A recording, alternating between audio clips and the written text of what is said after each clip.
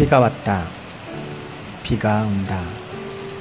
비가 올 것 같다.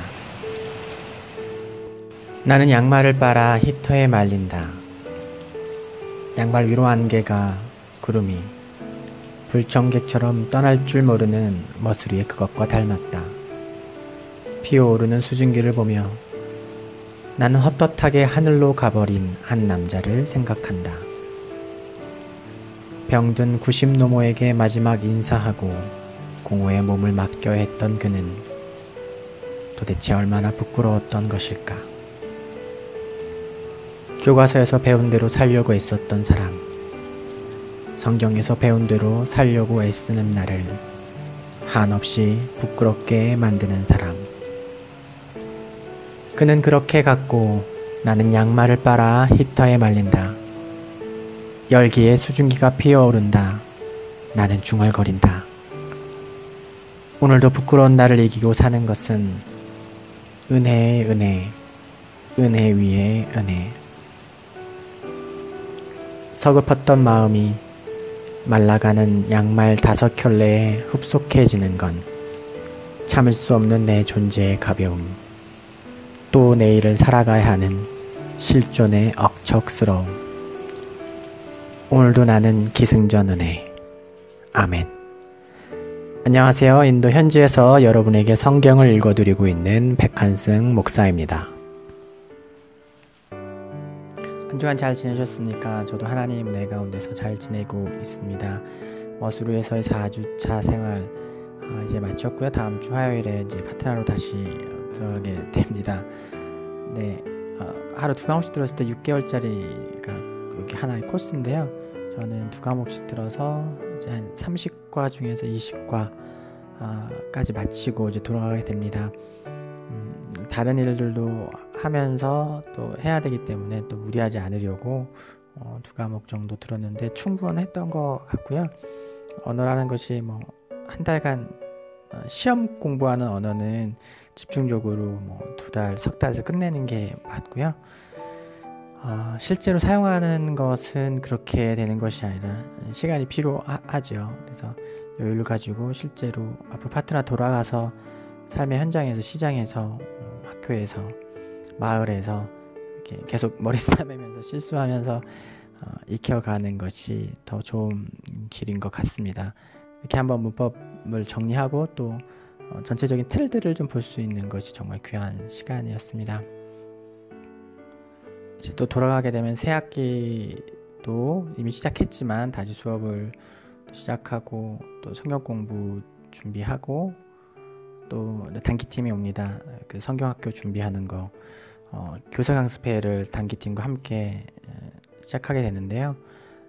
모세 오경을 같이 1년 동안 공부해 볼 생각입니다. 그래서 겨울에는 저희 학교에서 SIS 학교에서 성경학교도 할 수 있게 되기를 이제 기대하면서 준비하는데 어떻게 될지 잘 되기를 정말 기대하고 무엇보다 말씀이 계속해서 일정하게 우리 공동체 안에 들어가기를 소망하는 마음이 간절합니다.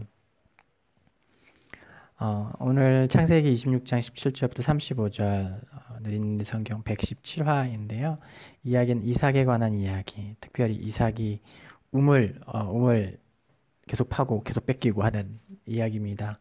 그 속에서 분명하게 들어있는 하나님과 이삭과의 언약, 그리고 아비멜렉과 그 지방의 군대 장관이 와서 이삭과 맺은 언약에 관한 이야기가 나오는 장면입니다. 우리가 이 본문을 읽을 때 잊지 않고 놓치지 않아야 될 것이 있어요. 그게 뭐냐면 지금 이 땅에 기근이 있다는 거예요.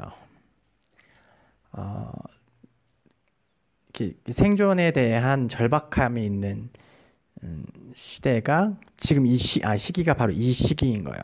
이것을 놓치고 읽게 되면 본문의 내용을 오독하기가 아주 쉽습니다. 계속해서 우물을 빼앗잖아요. 이삭이 팔 때마다. 왜 그랬을까요? 그 당시 사람들이 그렇게 악했기 때문일까요? 아니면 신자들을 향한 그런 적대감이 가득했기 때문일까요? 그렇지 않습니다.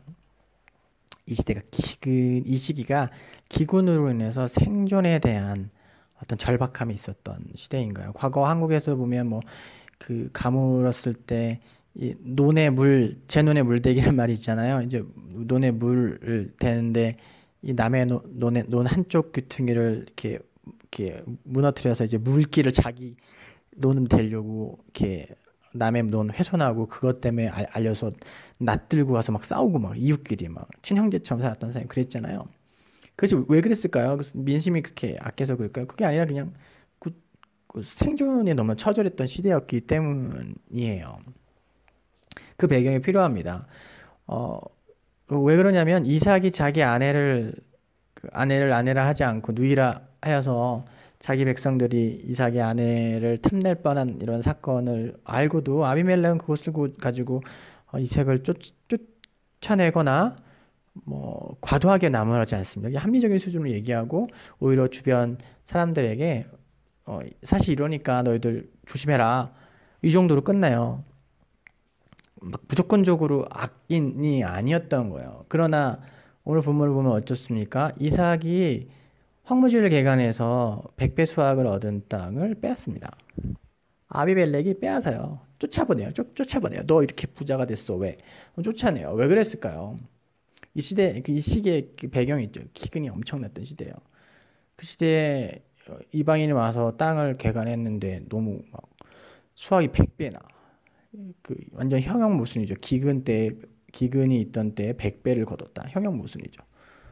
이제 그거를 그냥 두고 볼 수가 없는 거예요. 빼앗는 거죠. 쫓아내는 거죠. 이삭은 순순히 쫓겨났습니다. 이삭이 힘이 없어 쫓겨났던 거 아닙니다. 이삭은 가문은 아브라함 때 이미 상당한 규모였고요. 뭐 317명의 병사들을 거느렸다고 하지만 317명이 군대를 조직할 정도의 규모였다면 그 본진에도 그 정도의 인원이 있었다고 생각을 합리적으로 합니다. 왜냐면은 본진을 완전 다 비워놓고 나간 장수는 없으니까. 그러면은 최소한 남자만 600명.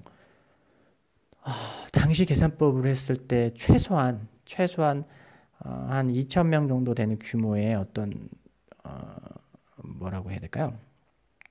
공동체였던 거. 이삭이라는 한 개인이 가진 공동체의 규모는 생각보다 컸습니다. 아브람 때 그랬어요. 아브람 때 그랬고 하나님께서 아브람 엄청 축복해 주셨잖아요. 그렇기 때문에 뭐 아브람의 이삭이라는 그들의 그 가족들이 움직인다는 것은 생각보다 우리가 생각하는 것보다 훨씬 더 큰 규모였습니다. 성경이 정확한 숫자를 알려주지 않지만 아주 보수적으로 냉정하게 잡았을 때 2,000명 이상 되는 규모의 사람들이 움직이는 거였죠. 그 당시 나라들이라고 해봐야 그렇게 큰 나라들이 아닌 걸 아시죠? 충분히 대항할 수 있고 싸울 수 있죠. 이삭은 그러지 않았어요. 그 상 가운데 하나님께서 이미 말씀하시고 언약하신 것이 있었기 때문이죠. 뭐 그의 성품 자체가 온유하고 다툼과 분쟁을 싫어했을 수도 있죠. 그냥 착한 사람이었을 수도 있습니다. 그렇지만 아무리 착한 사람도 사흘 굶으면 남의 담 넘는다고 하잖아요. 이삭에게는 신앙의 어떤 배짱, 하나님의 임재와 축복에 대한 확신이 있었습니다. 그러니까 어렸을 때부터 그거 경험하지 않았습니까? 여호와 이레. 이삭의 그 마음과는 여호와 이레, 준비하시는 하나님, 예비하시는 하나님에 대한 것이 그냥 뼛속까지 그 삶의 그 개인의 존재의 그 뼈 마디마디마다 새겨 있는 것이 준비하시는 하나님, 예비하시는 하나님이신 거예요. 그러니까 그 인생의 셈법에는 항상 하나님의 임재, 하나님의 도우심, 하나님의 이끄심이 항상 셈법에 있는 거예요. 그래서 어떤 판단할 때 그 셈법이 있기 때문에 조금 우리가 다른 셈법을 할 수 있는 거죠. 그냥 그 흔한 말로 호구 잡혀서 그냥 우유부단해서 그냥 바보 같아서 그랬던 것이 아닙니다. 이삭은 글 아래에 있는 골짜기로 이동합니다. 제가 이게 원어에도 봐도 이게 골짜기 벨리로 나오는데 세번역 성경에만 이걸 평야라고 이야기해요. 그랄평야. 근데 분명히 문맥상으로는 그 평지에서 이렇게 하다가 약간 척박한 골짜기로 이동한 것이 맞는데 다른 번역에는 다 골짜기라고 하는데 새 번역만 그걸 평지라고 한 것이 저는 좀 이해가 안 되더라고요. 이게 오역인지 아니면은 다른 원어적 근거가 있는지. 근데 원어를 찾아봐도 사실 이거는 평지가 아니라 밸리거든요. 그래서 저는 평지라고 하지 않고 골짜기라고 해서 일반적인 모든 번역들이 킹제임스나 뭐 이런 다른 번역들, 영어 번역도 다 밸리, 그랄밸리 이렇게 표현합니다. 그리고 문맥상으로도 그것이 맞아요. 이렇게 농사 잘 지을 수 있는 평지에 있다가 쫓겨나서 이제 너 저 산으로 가 이렇게 쫓겨난 게 맞거든요. 거기 갔어요. 가서 아버지가 팠던 우물을 메어 놓은 곳을 다시 이제 팠죠. 그 물은 중요합니다.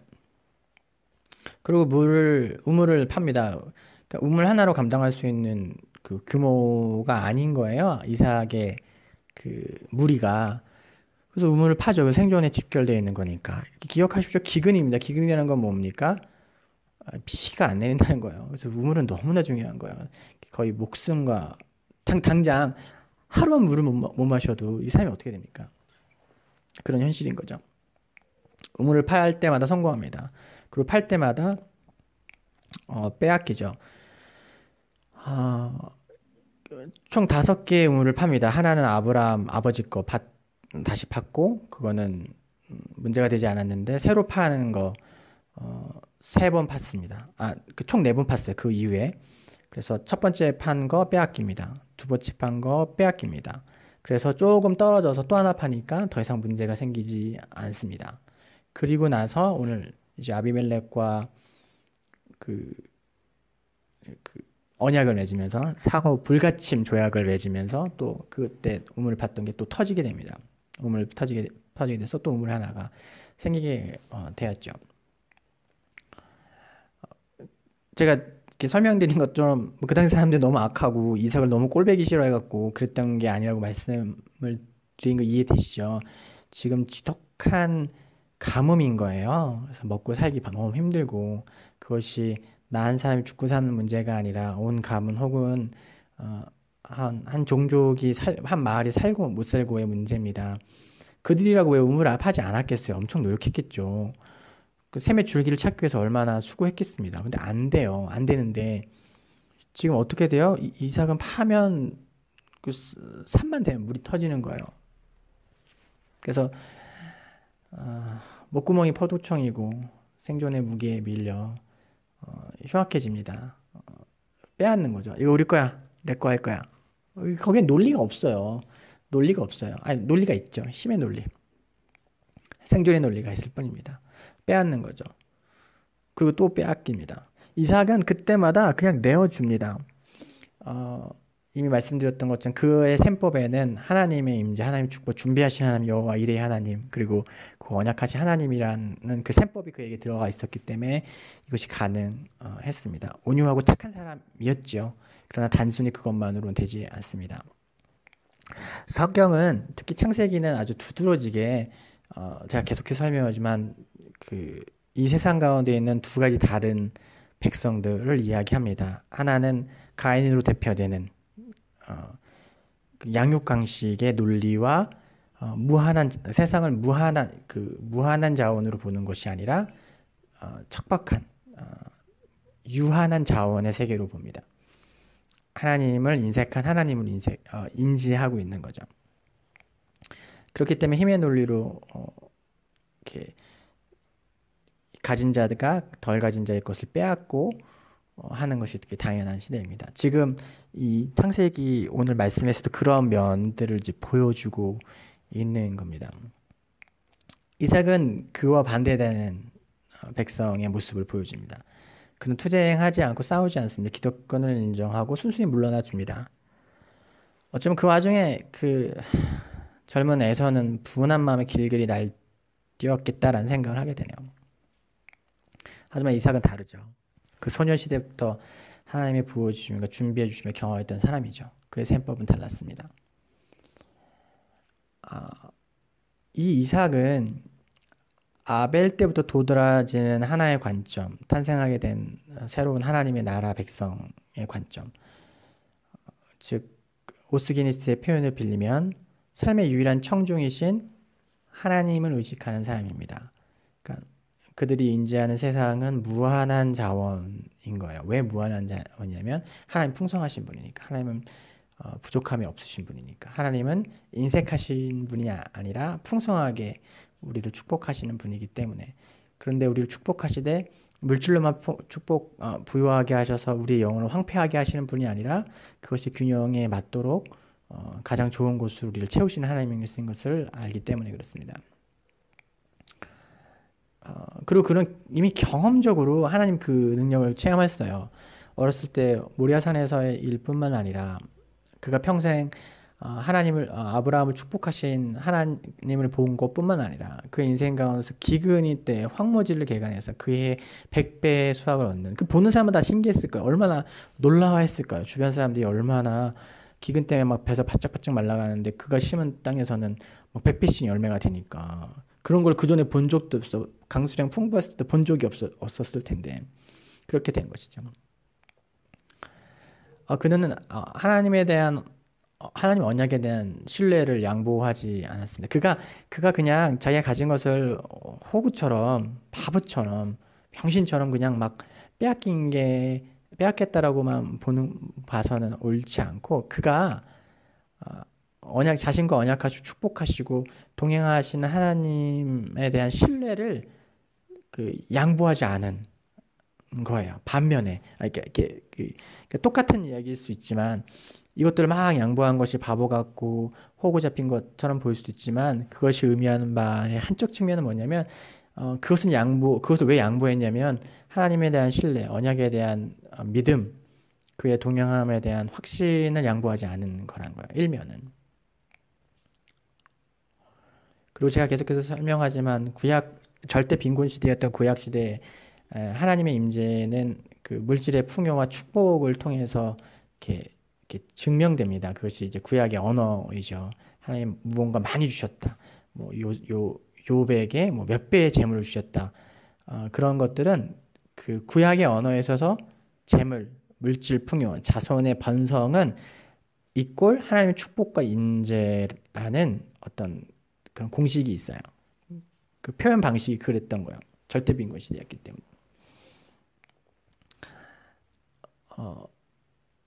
하나님은 그런 배경 속에서 이삭이 하는 일마다 잘 되게 하셨고, 사람들은 그러한 일들을 통해서 이삭을 통해 하나님을 보게 됩니다. 이게 참 놀라운 거예요. 자기들은 절박함으로 생존을 위해서 땅을 파고 마을 단위로 힘을 합쳐서 노력을 했지만 우물을 팔 수 없었어요. 근데 이삭이라는 사람은 낯선 곳에서 여호와 하나님을 신앙하는 사람이라고 왔는데 산만 되면 물이 터져 나오는 거죠. 그것이 한 번, 두 번이 아니고 반복되어집니다. 그리고 이미 황무지를 개간했을 때 그 개간된 곳에서 100배의 축복, 100배의 수확을 누리는 것 또 그들이 보았죠. 아비멜렉이 자기 친구와 그 다음에 군대 장관 비굴과 함께 찾아옵니다. 그리고 고백합니다. 우리는 주님께서 당신과 함께 계심을 똑똑히 보았습니다. 이것이 불신자의 고백에 놀랍지 않습니까? 제가 이제 목사로 이 땅 가운데서 이제 부르심 받아 살아가지만 제 평생에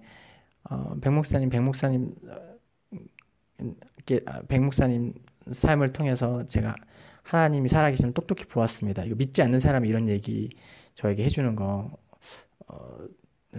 들으면서 살 수 있다면, 언젠가 듣게 된다면 그만한 영광이 없겠죠. 이게 신자가 아니라요. 제 설교 들으시는 교회 나오시는 그런 분들이 아니라 믿지 않는 분들 중에서 내가 당신을 보니까 당신 믿는 하나님이 너와 함께하고 있는 걸 내가 알겠다라는 그런 고백을 들을 수 있다면 인생이 성공한 거 아닐까. 하나님 앞에서 그 인생 참 성공한 인생이 아닌가 싶습니다. 믿지 않는 자에게 하나님을 보여주는 삶, 하나님을 증거하는 삶, 얼마나 놀랍습니까? 세상을 갈수록 자기 권리에 민감해집니다. 부당한 대우를 받았다고 생각할 때 견디지 못합니다. 제한된 자원을 얻기 위해 우리가 치른 대가가 처절하기 때문입니다.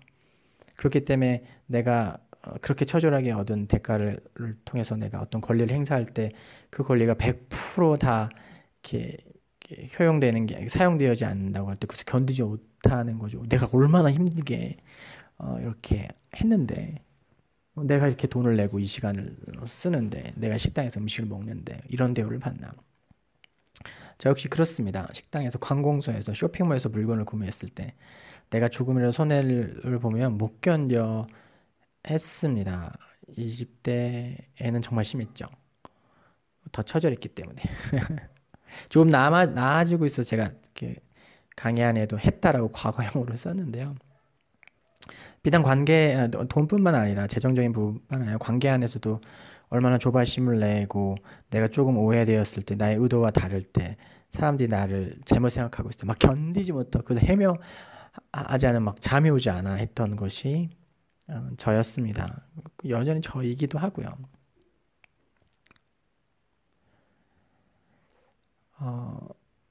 그런데 하나님을 알아가고 하나님의 축복을 누리고 그러면서 조금 더 여유가 생기는 것을 경험합니다. 제 마음의 셈법 속에서 내가 가진 자원과 물질 그리고 앞으로 내가 잠재적으로 얻을 수 있는 그 것들 막 이렇게 계산하는 그 셈법 속에서 이렇게 하나님의 임재, 하나님 함께하신 하나님의 도우심이라는 또 다른 하나의 이제 상수가 더 더해지는 거예요. 지출과 수입과 지출이 있을 때 이 수입면에 하나님의 이름이 그분의 축복과 임재가 더 크게 쓰여지게 되는 거죠. 원래 모범 답안은 오직 거기 그 수입과 지출란에서 수입란에 오직 주님 막 이렇게 써 있으면 얼마나 좋겠습니까? 믿음 그 정도의 믿음이라면 좋겠는데 저는 아직 그 정도 안 되는 것 같습니다. 선교사로 나와 있지만 여전히 의지하고 기대하는 것들이 많이 있고 하나님의 축복 하지만 인간의 계산과 생각들과 근심들이 있는 것은 정직한 사실인 것 같습니다. 나를 쳐서 내 생각을 바꿔서 세뇌시켜서가 아니라 살면서 그것을 경험하면서 그렇게 자연스럽게 바뀌어 나가고 더 이렇게 신뢰하게 되는 것을 경험하고 있습니다. 그것은 확실하고요. 우리의 믿음이라는 게 반복되는 이야기를 통해서 이렇게 뭔가 어떻게 세뇌되는 것처럼 되는 것이 아니라 혹은 나를 강요해서 그렇게 믿어야지라고 강요하는 것이 아니라 하나님께서는 우리가 기꺼이 믿음의 대가를 치르며 믿음으로 한 걸음 나아가려고 하면 그것 안에서 하나님을 경험하도록 이끌어 주셔서 경험하여 알아서 나의 이성과 합리로 하나님을 더 크게 가면 갈수록 더 큰 변수로 이렇게 놓게 되도록 하시는 것이 하나님의 방법이라고 저는 생각합니다. 제가 믿음으로 살아가려고 애쓸 때마다 하나님께서 그 때에 맞게 주신 은혜로 그분의 존재를 더 확연하게 내 마음 가운데 영혼 가운데 새기시는 것처럼 말이죠. 열정과 어떤 고백의 간절함을 20대에 저를 지금 제가 쫓아가지는 못하는 것 같아요.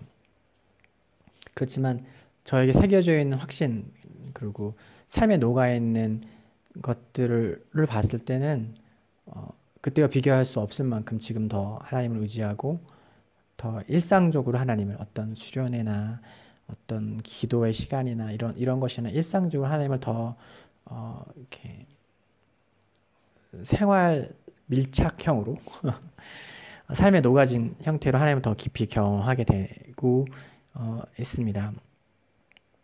신자는 세상 속에서 호구처럼 살아가는 사람은 결코 아닙니다. 다만 신자의 삶의 셈법에 하나님이라는 숫자가 항상 더해져야 되고 가면 갈수록 더 큰 숫자로 새겨져야 한다고 생각합니다. 그것이 또한 다른 면으로서의 신앙의 성장을 이야기하는 것이겠죠. 그리고 성경 그런 사람을 세상이 이기지 못한다고 이야기합니다. 그런 신자는 세상으로 하여금 하나님을 보게 만드는 영광을 이렇게 누리게 됩니다. 기독교 공동체 안에서 서로가 서로에게 이야기하는 것이 아니라 믿지 않는 사람들의 눈에도 마치 이삭이 그랬던 것처럼 하나님 계심을 증거하게 되는 그런 놀라운 축복을, 영광을 누리게 된다고 믿습니다. 오늘 하루도 내 삶의 셈법에서 하나님의 이름이, 하나님의 임재와 축복이, 하나님의 예비하심이 더 큰 숫자로 새겨지는 저와 여러분 되시기를. 그래서 우리 삶의 여정 가운데서 믿지 않는 자들에게도 그들의 눈을 통해서도 그들에게 살아계신 하나님, 뭔지 모르지만 우리와 함께하고 계신 그 능력이 많으신 하나님을 보게 만드는 그런 영광 누리시는 삶 되시기를 주님 이름으로 축복합니다. 한 주간 승리하시고요. 다음 주에도 하나님 말씀 가지고 여러분 찾아뵙도록 하겠습니다. 사랑하고 축복합니다.